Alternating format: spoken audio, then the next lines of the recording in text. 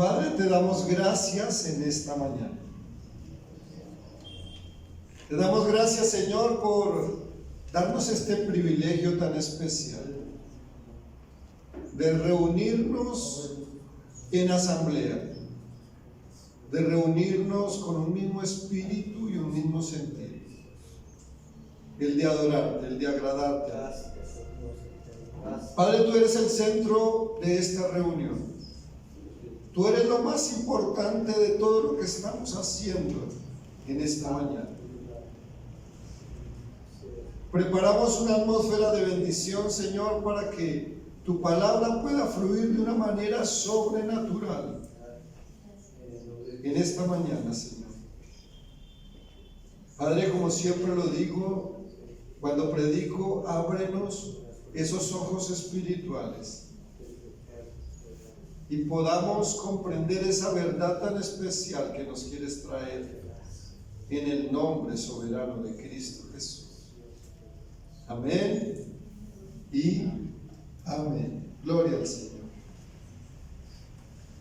Estos días he estado escuchando el libro, como dice el título, el título allí, el libro de la cuarta dimensión. Los antiguos se acuerdan de la cuarta dimensión, ¿no? Lo que salía por televisión. Eso era de miedo, ¿no? Eso era de cosas que uno no conocía. Pero la cuarta dimensión es un libro escrito por el pastor David John Bishop, o Paul John Bishop, que era su nombre real, se lo cambia por David Cho. David Cho es el pastor que tiene la iglesia más grande del mundo en Corea del Sur, una iglesia de las Asambleas de Dios. En 1978 este hombre escribe este libro.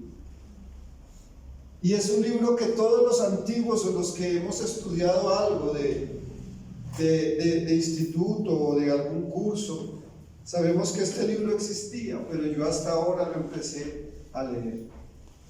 Y le cuento que es un libro impresionante.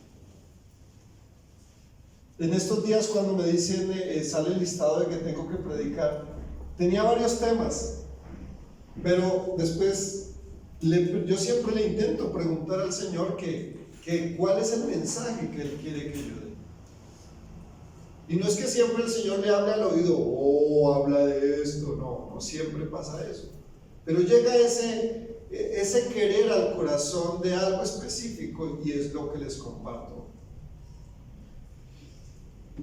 David Cho empieza su ministerio por allá en el 60 y algo. Un hombre de escasos recursos, un hombre humilde, que conoce al Señor en uno de los lugares más difíciles, porque el Oriente es un lugar donde se manifiestan muchas cosas sobrenaturales. Si han escuchado de los monjes budistas y de los monjes tibetanos, los calvitos esos ¿cómo se llama el muñeco ese que veía mi hijo? Como Naruto, así pelado, claro que sin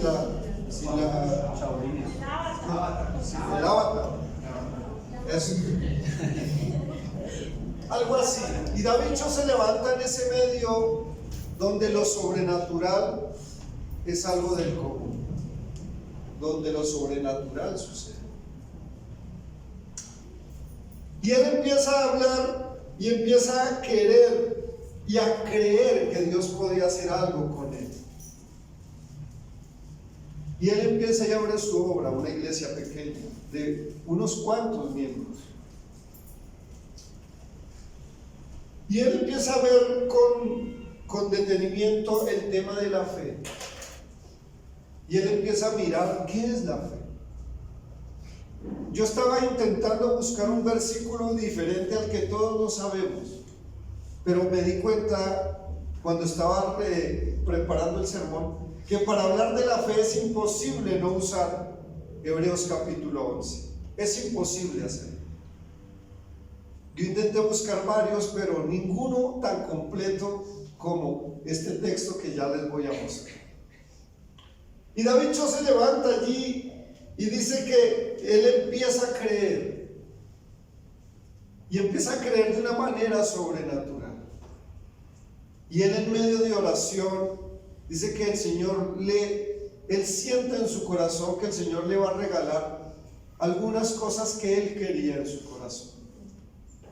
Por eso la ilustración o el inicio les dije, ¿qué quieren en su corazón?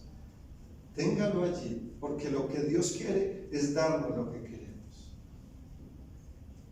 Ojalá que no hayan pensado en un Ferrari rojo, porque ¿para qué queremos un Ferrari? ¿Para que se nos dañe en Bogotá con todos esos huecos? Pero la fe llega al punto donde usted recibe lo que quiere. David lo que quería eran tres cosas sencillas. David quería una bicicleta.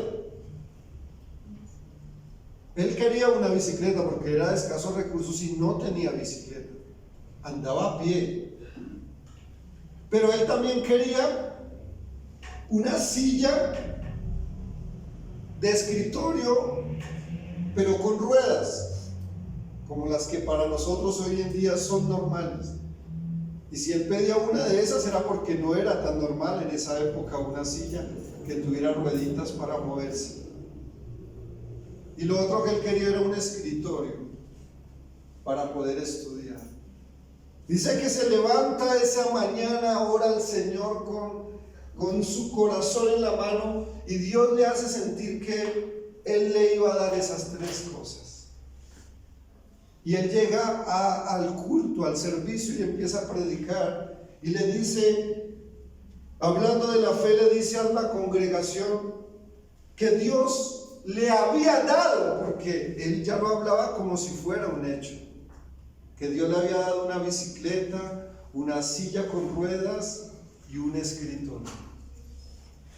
Y fue una predicación espectacular y todos quedaron asombrados del convencimiento que él tenía en lo que hablaba. Pero dice que él no creía lo que iba a pasar después. Y es que se acaba el culto, se acaba el servicio, y él habla de esos jóvenes que son un poco irreverentes, y se le acercan dos de ellos y le dicen: pastor, queremos ver su bicicleta y todo lo que el Señor le regaló. Dice que cuando le dice eso, él cae en cuenta y dice: ¿y ahora qué hago? Porque él estaba hablando por fe. Queremos verla, le dicen los muchachos. Y él se queda mirándolos y dice que viene algo del cielo y le dice: los voy a llevar a mi casa para que las vean. Y se fueron. Cuando llega el momento en que él tiene que mostrar esas cosas, llegan los muchachos allí y él los entra y no tenía nada en la casa. Pero dice que Dios, él ya estaba como preocupado porque ¿qué les iba a mostrar? Y dice que Dios le dice: dígales que esas cosas ya están, pero que hasta dentro de 9 meses se van a ver, como si fuera ¿qué? Un embarazo. El primer capítulo de este libro, de la cuarta dimensión, habla de la incubación. El hermano Gilmer hace 8 días creo que fue que habló de la arvejita, de cómo las cosas empiezan desde algo casi invisible para hacerse realidad. Y entonces David le dice a los muchachos: las cosas ya están aquí, lo que pasa es que ustedes ni yo las vemos, pero ellas están aquí, y dentro de unos meses las vamos a ver físicas. Eso fue lo que el Señor le hizo sentir como para salir del apuro en el que estaba. Y así fue, él se lo dijo. Y cuenta él que esos meses después fueron muy difíciles. Porque todos dicen que habían unos de esos mismos que le sobaban el estómago y le decían: bueno, ¿dónde están las cosas? Como si estuviera embarazado de ellas. Pero él seguía creyendo que iba a suceder. En el mes que Dios tenía dispuesto que se hicieran realidad estas cosas, dice que le hablan a él y le dicen: David Cho, venga, porque un misionero que estuvo en este lugar tenía una bicicleta y él ya se va y se la queremos dar a usted. La bicicleta que él quería, una bicicleta americana, porque él escogió cómo tenían que ser las cosas. Esta bicicleta era americana, de las mejores, de un misionero, de los que iban allá a llevar la palabra del Señor. Y lo llaman también y le dan una silla y un escritorio. Y se cumple la palabra de Dios que tenía para este hombre. Mira lo que dice la palabra. Yo quiero hablarles a ustedes hoy exactamente de los fundamentos de la fe. Yo quiero que vayamos, como les decía hace un momento, a Hebreos capítulo 11. Vamos a leer un par de versículos.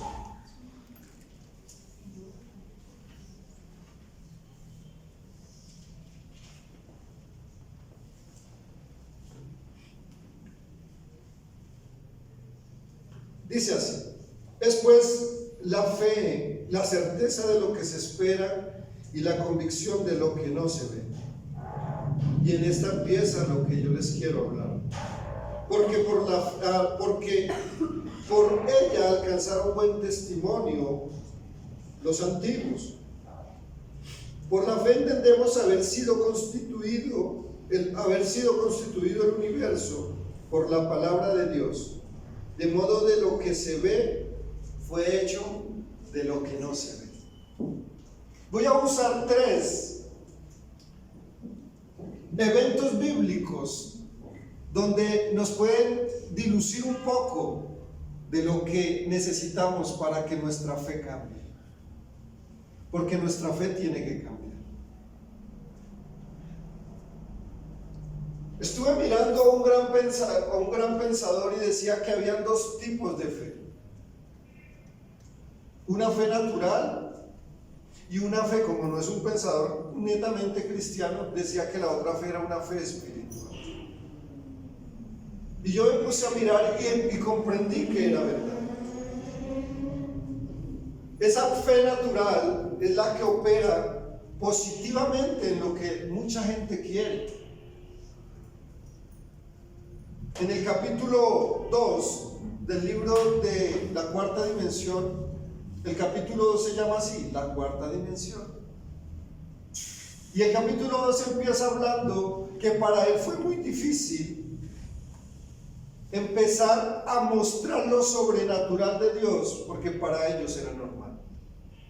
Y contaba la historia de una mujer que había sido desahuciada por cáncer en ese momento. Hicieron todo lo posible y no había salvación para ella. Y cuenta él que un monje budista fue e hizo un ritual extraño y aquella mujer fue sana. Y él me traía a colación o a mi pensamiento cuando Moisés va y le dice a Faraón: oiga, Faraón, el Señor o Jehová de los ejércitos te manda a decir que liberes al pueblo de Israel de esclavitud. Yo creo que Faraón se quedó mirándolo y se le rió en la cara. Faraón se queda mirando a Moisés y se ríe. 40 años en el desierto, llegó siendo muy diferente de lo que lo habían conocido, porque Moisés era conocido ahí en palacio. Pero dice, 40 años fuera, llegó como un campesino a decirme que los deje ir. ¿Y qué pasó en ese evento? Dice que esta señal me acompaña para que sepas que es el Señor. ¿Y qué hizo él? Dice que bota su vara y se convierte en serpiente. Pero dice que en Egipto Egipto habían algunos que se llamaban los magos. ¿Y qué hicieron ellos? Dice que también botaron sus varas y se volvieron serpientes. Eso es una fe natural. Se volvieron serpientes, pero ¿qué pasó? Dice que la serpiente de Moisés, ¿qué hizo? Se comió las otras serpientes para que vieran quién era el más poderoso. Amén. Esa fe natural la encontramos en Romanos capítulo 12, versículo 2.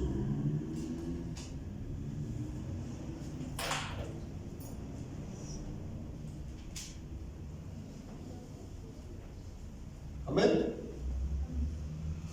Dice, no os conforméis a este siglo, sino transformados por medio de la renovación de vuestro entendimiento, para que comprobéis cuál sea la buena voluntad de Dios, agradable y perfecta.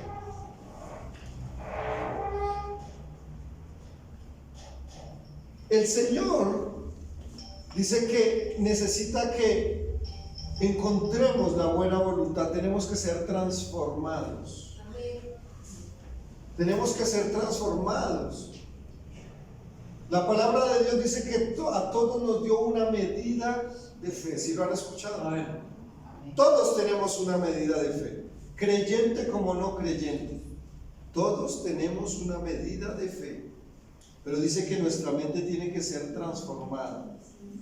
Y el que no haya sido transformado en su mente, hoy es el día de que seamos transformados, porque eso es lo que el Señor quiere. Y lo vamos a ver en Corintios, Primera de Corintios, capítulo 12, versículo 9.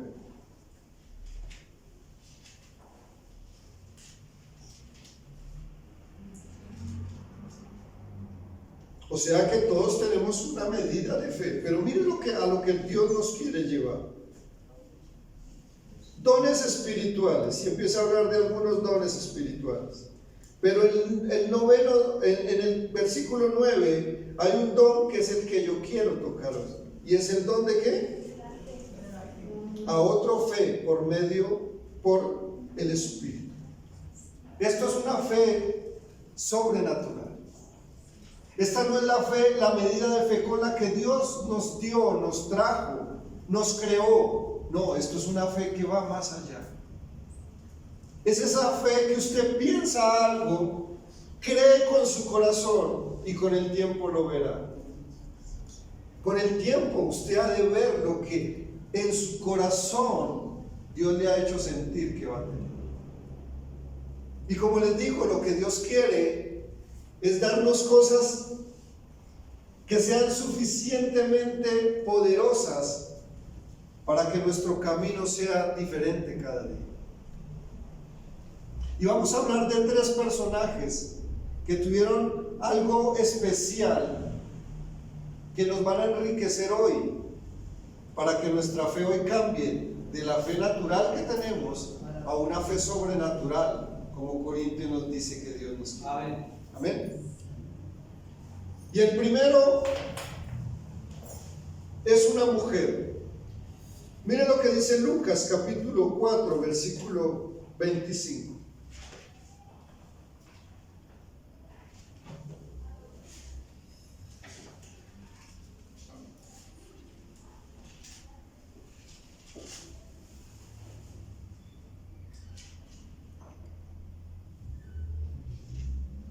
¿Listo? Dice, y en verdad os digo que muchas viudas habían en Israel en los días de Elías, cuando el cielo fue cerrado por 3 años y 6 meses, y hubo gran hambre en toda la tierra.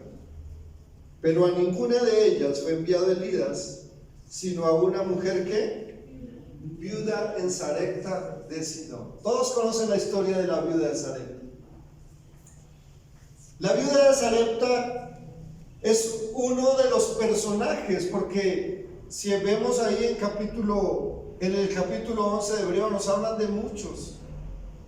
Nos hablan de Moisés, nos hablan de Gedeón, nos hablan aún de Rahab la ramera, nos hablan de muchos. Pero a mí me impacta esta mujer, porque eso es tener fe. Dice que el Señor manda cerrar el cielo por medio de Elías. Elías va y le dice: oiga, va a haber sequía, no va a volver a llover por más de 3 años. Exactamente 3 años y medio no iba a llover. Y dice que empezó a haber crisis. La gente se estaba muriendo. Pero Dios le dice a Elías: oiga, Elías, voy a alegrarle la vida a la viuda, a una viuda que está en Sarepta. Sarepta no era una ciudad netamente creyente, no. Sarepta era como la Samaria de la época de Jesús. Eran aquellos que estaban ahí como que entre el revuelto de que sí pero que no. Y se levanta en este momento Elías y le dice: listo, Señor, obedeceré. Y él llega donde la viuda, y la viuda tiene una muy buena actitud. Y la viuda le dice: vive Jehová, ¿qué haces tú aquí? Y Elías le dice: vengo de parte del Señor. Y ella, ¿qué le contesta?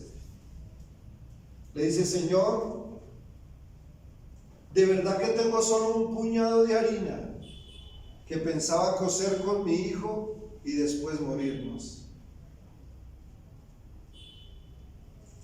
Y Elías no se puso a llorar con ella, porque Elías traía la solución. Dios siempre tiene la solución a nuestra necesidad. Dios tiene siempre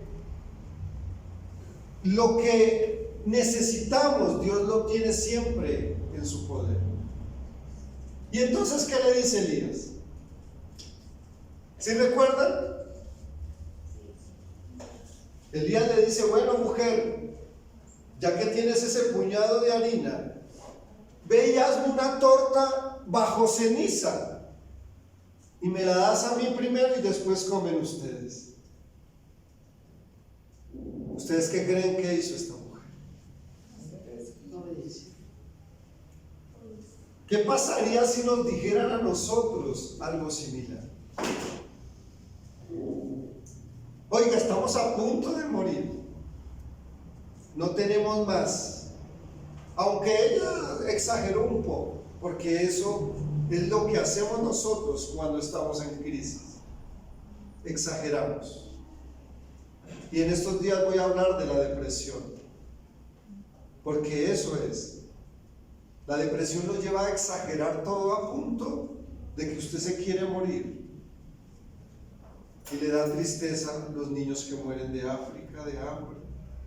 Pero también le da tristeza el mosquito que aquella persona mató. Y le da tristeza muchas cosas. Pero la depresión es una gran enfermedad, que Dios nos ha dado muchas herramientas. Esta mujer estaba en ese momento, pero porque lo tenía que estar. Ella dijo: vamos a comer y ya mañana morirnos. No, usted no se muere de hambre en un día. ¿Cuántos días necesitaremos para morir de hambre? ¿Cuántos creemos?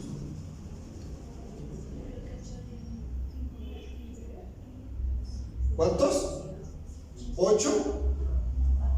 Comer harto. ¿Cuántos días creen que necesitaría un ser humano para morirse de hambre? 20, dice aquí la hermana.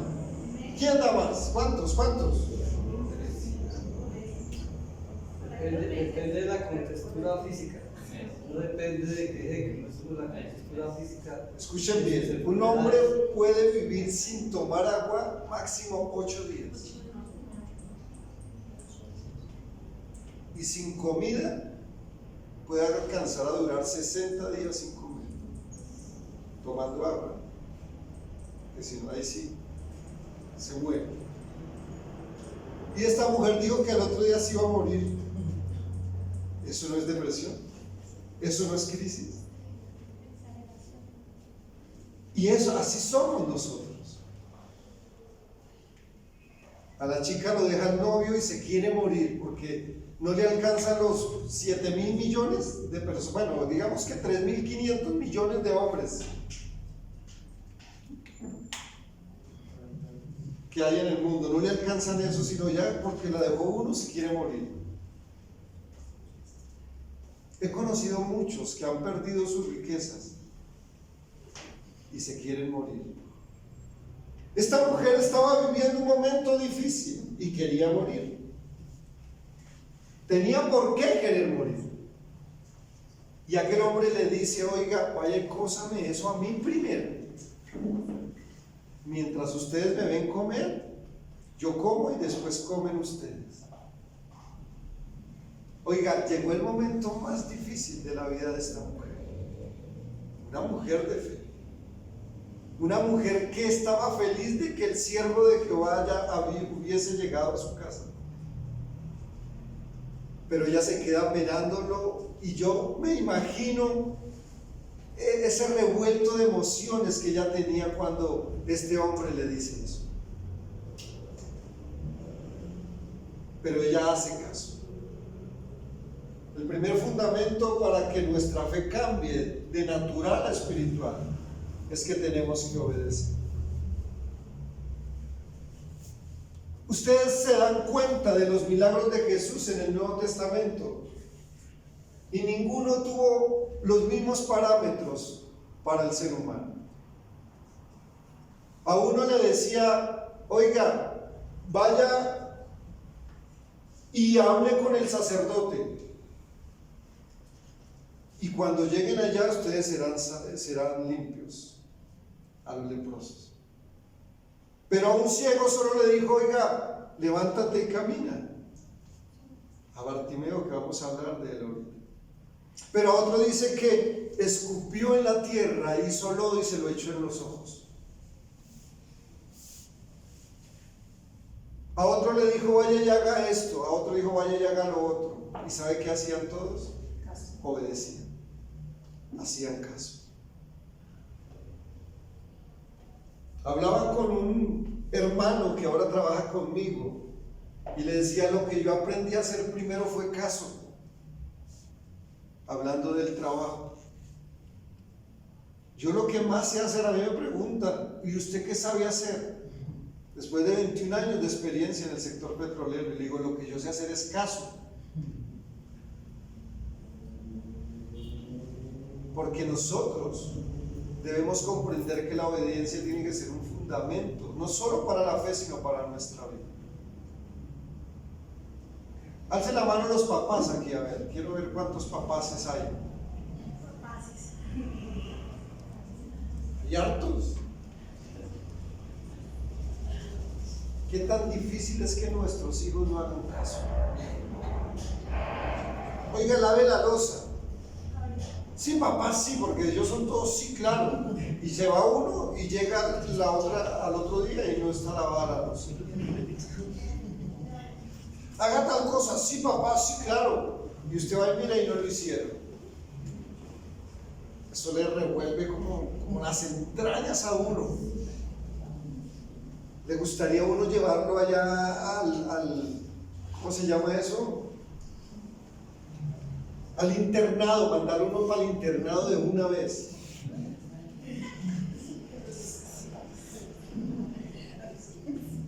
Esta mujer hizo caso.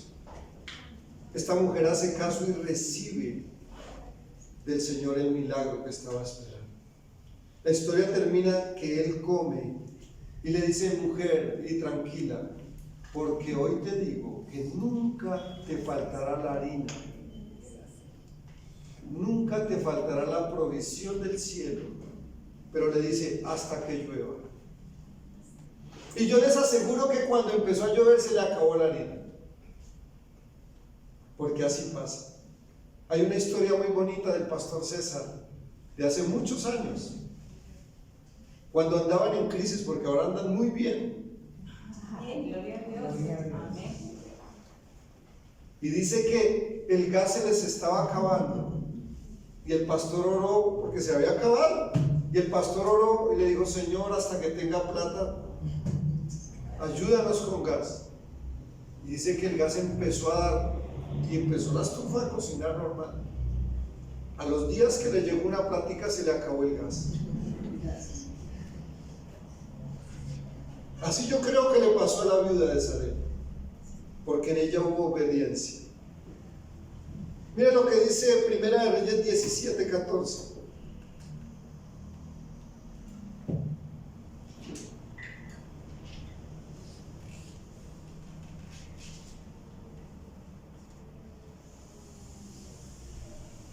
Porque Jehová Dios de Israel ha dicho así: la harina de la tinaja no escaseará, ni el aceite de la vasija disminuirá, hasta el día en que Jehová haga llover sobre la faz de la tierra.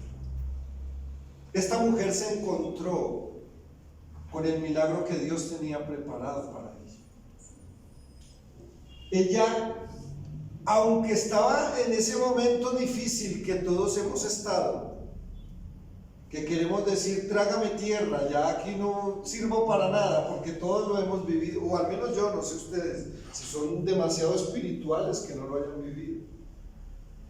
Pero hay momentos en que cualquier cosa nos saca del rumbo de la bendición que Dios nos quiere tener, porque no hemos comprendido que la palabra de Dios dice que aún las cosas malas nos ayudarán para bien. Lo negativo también nos ayudará para bien. Esta mujer recibió la provisión porque le creyó al Señor. Y cuando usted cree, obedece. ¿Vamos a obedecer o no? Amén.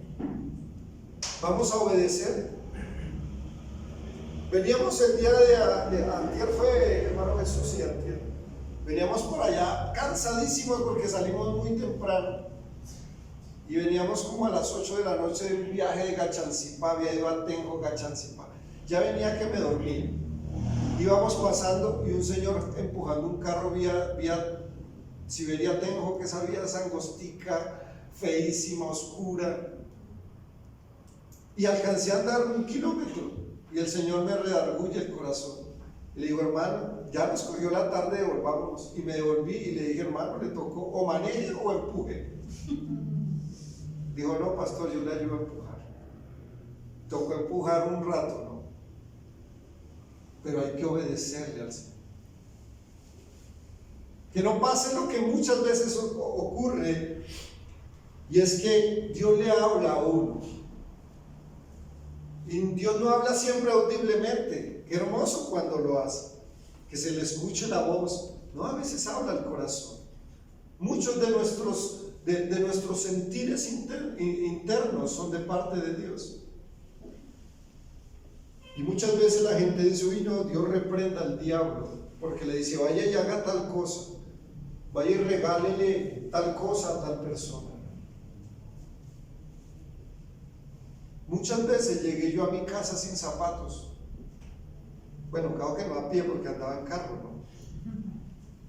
Pero llegaba sin zapatos porque veía a alguien que no tenía zapatos y yo pasaba derecho y al ratico empezaba algo a dolerme por allá adentro y me devolvía y me quitaba los zapatos. Como alguna vez le intenté, ¿se acuerdan un loquito que se la pasaba aquí que sacaba agua del frente? A él una vez lloviendo me quité mi saco y no me lo recibió, porque yo ya iba para mi casa y me quité el saco y se lo di y no me lo recibió. Y no era así como el que los que le gusta el pastor César, que ahora me dicen que ya me parezco a él. No, era un saco normal y se lo di y no me lo recibió. Esta mujer nos demuestra que cuando usted obedece, es que es muy natural. Si su hijo le obedece, hermana Irene, ¿qué hace uno? Lo premia, pastor. Le da puro pescado con queso costeño, ¿sí o no, hermano? Pero si el chino no le obedece, no le damos, pero sino lo necesario, agua y harina para que haga arepas. Hay otra historia en Marcos capítulo 5 versículo 25.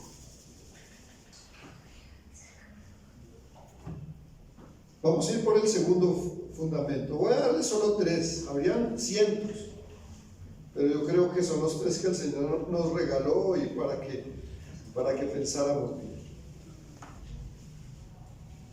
Y yo sé que en el próximo ayuno van a haber muchos testimonios, porque nuestra fe hoy tiene que cambiar. Amén. Marcos, capítulo 5,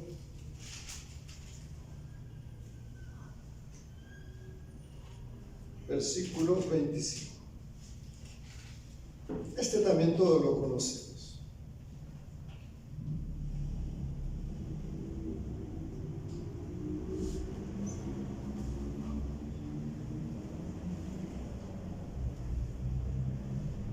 Pero una mujer que desde hacía 12 años padecía de flujo de sangre y había sufrido mucho de muchos médicos y gastado todo lo que tenía y nada había aprovechado, antes le iba peor. Vamos a hablar de la mujer que tenía el flujo de sangre.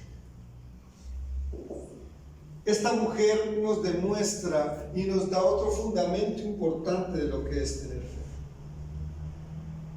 Una mujer que estaba en crisis, porque una mujer que su periodo le llega por más de lo normal empieza a ser una mujer anémica, y cuando hay anemia en el cuerpo humano, bien sea de mujer o de hombre, le quita las fuerzas, le dan ganas. ¿Ya han visto que cuando un chino duerme mucho, claro que es que nuestros muchachos de hoy en día parecen que fueran todos anémicos, porque pueden dormir 15 horas, hermano.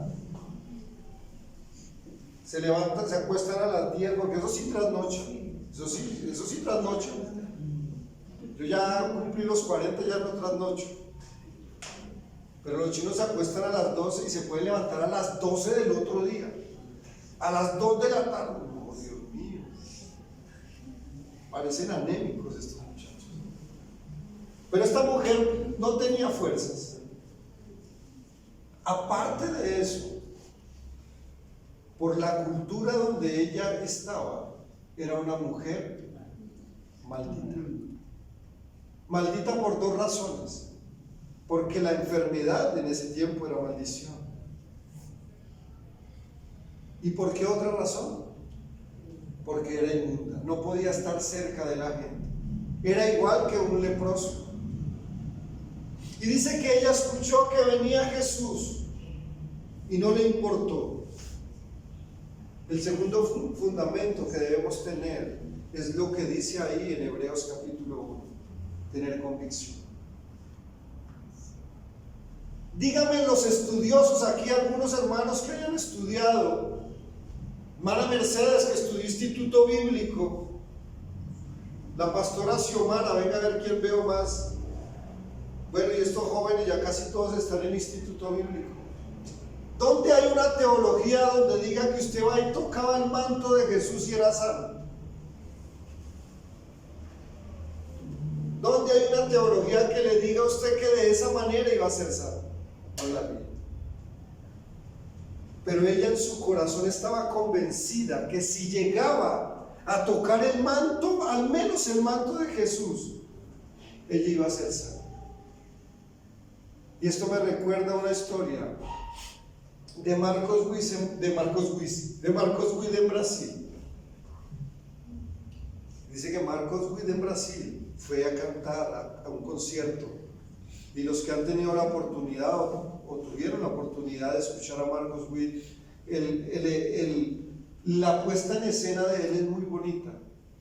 Él empieza a hablar de muchas cosas, y ese día habló de la fe, pero dice que ese día Dios le hace sentir algo, y es que él coge un puñado de dulces, de caramelos, y hablando de la fe, dijo: y hoy Dios me dice que el que coja uno de estos caramelos se va a cumplir lo que tanto está pidiendo. Y dice que cogió esos caramelos y los lanzó allá a la multitud. Y cuenta la historia que con el tiempo alguien se levanta a dar un testimonio y dice: yo fui uno de los que cogí el caramelo de Marcos Witt Y lo que yo tanto había pedido en mi corazón, en estos días Dios me lo cumplió. Porque así es el ser humano, necesita algo que lo ancle a la fe. Esta mujer con el flujo de sangre hizo eso. Ella sabía que si tocaba el borde del manto del rey iba a ser sana. Y la convicción la lleva a ir en contra de todo lo que humanamente se debía hacer. ¿Ustedes no creen que a esa mujer la mayoría de gente la conocía? Esa era la loquita de la calle, como el de la novela. Esa era la que todo el mundo conocía, la enferma. No se le arrime que ella está inmunda. Y ella escuchó por allá. Yo creo que a ella no le importó. Ella dice, yo creo que salió corriendo, porque dice ahí que empezó a empujar y a abrirse camino. Y a cada uno que iba tocando, en la cultura de ellos lo iba volviendo inmundo, porque la palabra dice eso. Y además, iba a hacer inmundo a Jesús. Pero no le importó. Dice que ella se lanza y toca el borde del manto de Jesús. Jesús ni se dio cuenta. La gente ni se dio cuenta, porque con esa multitud yo creo que por ahí los que muy de cerca empujaba a ella. Pero dice que toca el borde del manto. Y Jesús dice, oiga, ¿qué pasó? Alguien me tocó. Los discípulos, Señor, pero está loco. Todos lo han tocado, estamos en medio de una multitud. ¿Se han visto cuando llegan los cantantes que todo el mundo lo quiere tocar? Así estaba Jesús. Le dice, sí, alguien me ha tocado porque de mí salió virtud. Y dice que el flujo de sangre de aquella mujer cesó, paró, le dio vida. Y dice él, cuando pregunta, dice que él voltea y sale por allá la mujer, porque yo creo que la mujer no necesitaba que Jesús le hablara. Había tanta convicción en ella que sabía que si hacía eso iba a ser sana. Pero por allá yo creo que se abrieron así las personas y se queda mirándolo él a ella. Le dice, hoy tu fe te ha salvado. Ahora vete porque ya eres sana. Eso es una fe sobrenatural. Eso es lo que el Señor quiere que haya en nosotros. ¿Qué necesitamos? El caramelo. Porque si quiere, hermano César, tráigame un poco de caramelos allá en la tienda aquí. ¿Qué necesitamos? ¿Sabe qué necesitamos? Que nuestra mentalidad cambie, como lo dijo acá en el cine. Cambiemos nuestra mentalidad y el Señor algo hará. Amén. Y el último, oiga, el tiempo se va muy rápido. Bartimeo, el ciego. ¿Sí se acuerdan de Bartimeo? Marcos capítulo 10, versículo 46.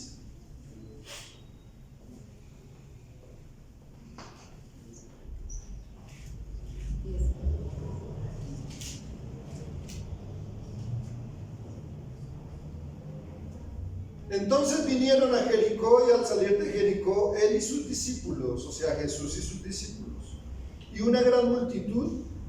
Bartimeo el ciego, hijo de Timeo, estaba sentado junto al camino mendigando. Era un hombre pobre, y no solamente pobre en su bolsillo, sino en su corazón, pobre en su espíritu. Y oyendo que era Jesús Nazareno, comenzó a dar voces y a decir: Jesús, hijo de David, ten misericordia de mí. Y muchos le reprendían para que callase, pero él clamaba mucho más: Hijo de David, ten misericordia de mí. ¿Sabe qué tenía Bartimeo? Bartimeo tenía algo especial. Y era que a Bartimeo no le importaba lo que los demás pensaran de él. A él solo le importaba que Jesús lo escuchara. Y era ciego.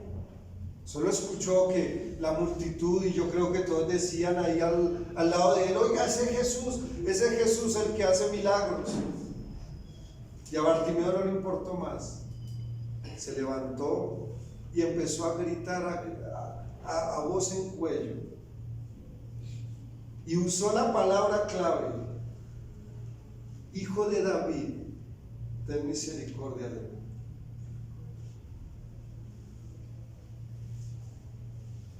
Bartimeo era alguien que no le importaban los demás. Él solo necesitaba que Jesús lo escuchara, y se levantó y lo hizo. En el versículo 51, miren lo que pasa.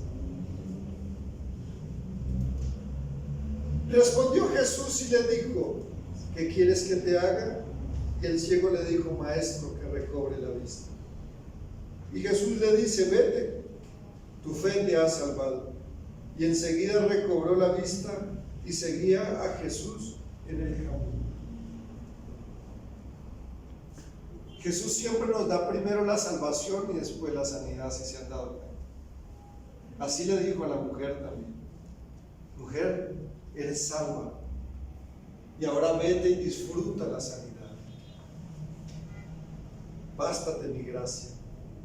Lo que primero quiere darnos el Señor es salvación, pero Él también quiere que estemos bien, y muchas veces eso va de la mano de que estemos sanos. Dios quiere que empecemos a vivir una vida de una fe sobrenatural, de una fe que vaya más allá, de una fe que haga lo que dice la palabra, como el grano de mostaza, que podamos decirle a esa montaña: échate a la mar, y eso suceda. Yo comprendí esto hace unos días y empecé a presentar la solicitud de acuerdo de pago con la DIAN, y la presentamos el año pasado porque la fecha era hasta el 31 de diciembre, y la presentamos y nos la negaron. Y yo le seguía diciendo a mi esposa: no, volvámosla a presentar. Y la volvimos a presentar como 3 veces más. Hicimos, ¿cómo se llama eso? Los abogados, eso de reposición, mamá. Sí, otra cosa. Un recurso de, yo no sé qué vaya. Y la volví a presentar. Pero yo en mi corazón creía que algo iba a suceder. Me llegó un mensaje en marzo y me dice: su acuerdo con la DIAN está en el decreto tal, está en su correo. Y hoy yo miro y ahí estaba el acuerdo. Hice el mejor negocio de este año, me ahorré 200 millones de pesos. Y me di cuenta 3 días antes de pagar la primera cuota que eran 30 millones. Y no tenía en el bolsillo ni un peso. Pero le dije: Señor, si me diste el acuerdo, me darás la plata. Por allá fui y hablé con alguien que no había querido volver a trabajar con él, porque yo ya estaba como a punto de retirarme de la industria. Y él me dice: listo, yo se los presto, pero me sigue ayudando. Y me volvieron a involucrar. Mis amados hermanos, es tiempo de que empecemos a vivir de una manera diferente. El creer no cuesta, el creer es gratis, pero eso tiene que ir acompañado de algo espiritual. Hebreos 11, 32 y 34. Y esta es la conclusión de lo que les quería compartir hoy.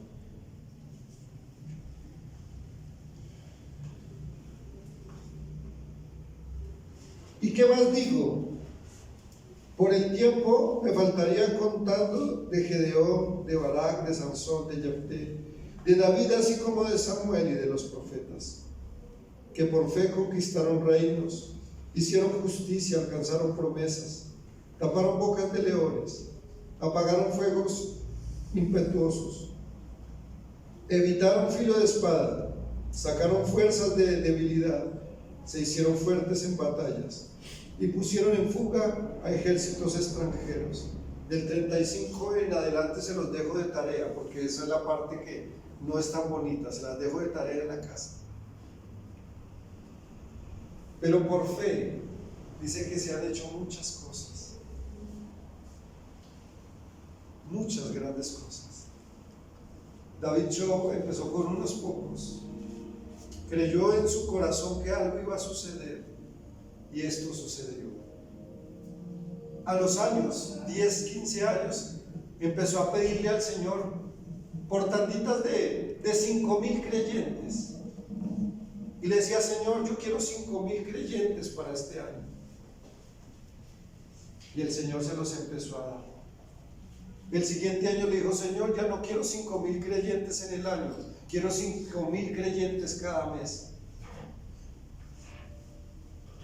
La iglesia de Paul John Bichot es la iglesia más grande del mundo.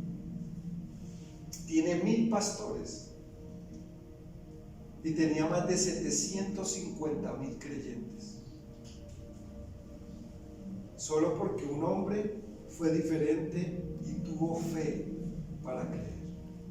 Cierre sus ojos y digámosle al Señor que necesitamos y queremos una fe sobrenatural, una fe que cambie nuestra vida. Padre, en el nombre soberano de Cristo Jesús, gracias por tu palabra. Gracias por levantarte con poder en este lugar para mostrarnos lo que necesitamos. Padre, que nuestra fe, Señor, no desfallezca jamás. Que nuestra fe, Señor, siempre sea sobrenatural. Una fe como un don del Espíritu. Una fe, Señor, que mueva montañas, que rompa cadenas. Una fe que cambie, Señor, nuestro presente y nuestro porvenir. Padre, bendigo esta iglesia, este puñado de tus hijos. Bendícelos, Padre Santo. Y que esto que les enseñé hoy, Señor, sea reflejado en unos pocos días con lo que estaban pensando cuando empezamos el servicio, cuando empezamos la administración de tu palabra. En el nombre soberano de Cristo Jesús. Amén y amén. Den un aplauso al Señor.